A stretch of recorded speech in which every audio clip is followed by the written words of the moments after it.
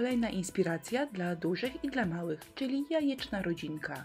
A jak to zadanie potraktujecie faktycznie rodzinnie, to każdy może zrobić swój autoportret. Jajka z HDF-u w wysokości 15 oraz 12 cm. Jeżeli macie i lubicie, to można najpierw użyć primera, ale jeżeli nie macie, to normalnie lecimy tylko farbą akrylową. Primer, czyli podkład, to rodzaj farby, która znacząco zwiększa przyczepność wszystkiego innego do powierzchni. A po primerze wystarczy tylko raz przelecieć farbą akrylową i powierzchnia wygląda bardzo ok. A jak nie macie podkładu, to po prostu lecicie 2 razy farbą akrylową i także jest dobrze. 3 papiery ryżowe dla mamy, taty i bąbelka. Papier ryżowy dopasowuję do jajka w taki uproszczony sposób. Palcem przyciskam brzegi, żebym widziała, gdzie one są, a następnie papierem ściernym je obszlifowuję. Po pierwsze szybko, a po drugie idealnie. Papier ryżowy jak zwykle przyklejam klejem do decoupage, smaruję powierzchnię, przykładam papier ryżowy i całość zasmarowuję klejem od góry. Suszę i gotowe.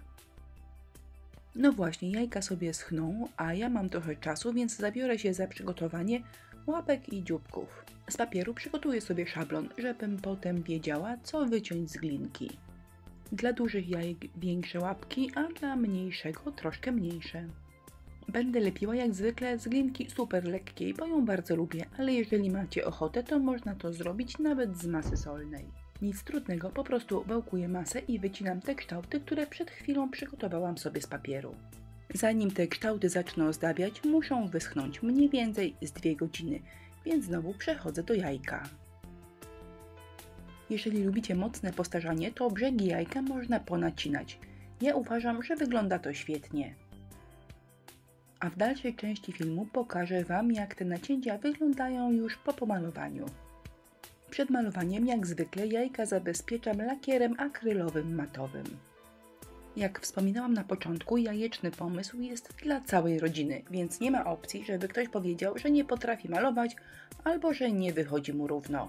Jeżeli padną takie bezsensowne argumenty, to proszę bardzo, tutaj jest przykład: nieładnie i nierówno. Następnym etapem będzie przyciemnienie brzegów i najlepiej to zrobić pędzelkiem gąbkowym, a jeżeli nie macie, to wystarczy zwykła gąbka do naczyń. Żeby wszystko było ładnie, a gąbeczka nie dawała plam, tylko ładny cień, musi na niej być bardzo malutko farby. Dlatego farbę nabieramy, następnie gąbeczkę czyścimy na przykład o papier, a dopiero potem malujemy. A jeżeli ktoś lubi, to tą samą farbą można jajka jeszcze delikatnie pochlapać. Jeżeli także zdecydowaliście się na ciemne brzegi jajka, to warto je rozjaśnić, to będzie wyglądało dużo lepiej. O właśnie tak. A przy okazji możecie zaobserwować, jak wyglądają nacięcia, które pokazywałam Wam na początku filmu.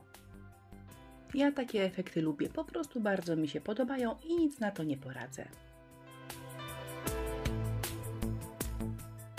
Gdy glinka wyschła, możemy ją pomalować na dowolne kolory i w różne wzory.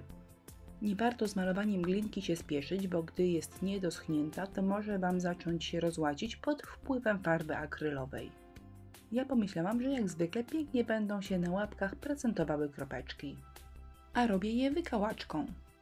Wszystkie elementy zostaną przeze mnie przyciemnione na brzegach farbą akrylową i można to zrobić gąbeczką, tak jak to robiłam przy jajkach, ale można także efekt wzmocnić pędzelkiem.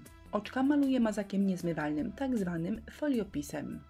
Wydaje mi się, że tak jest łatwiej, ale jeżeli macie ochotę, to możecie oczywiście wszystko namalować farbą akrylową. Wszystkie elementy sklejam razem klejem na gorąco. Babska część mojej jajecznej rodziny dostanie odjazdowe włosy. Akurat moje są z piórek, ale można je zrobić na przykład z włóczki albo z rafii. Tata włosków nie dostanie, bo akurat nasz tata włosków nie ma wcale. Jeszcze eleganckie kokardki i moja jajeczna rodzina prezentuje się właśnie tak. Jeżeli rodzinka Wam się podoba, to jak zwykle listę produktów, które użyłam w filmie, zamieściłam pod wideo, czyli w opisie filmu. Dziękuję Wam za uwagę, zapraszam do naszego sklepu i na inspirello.pl.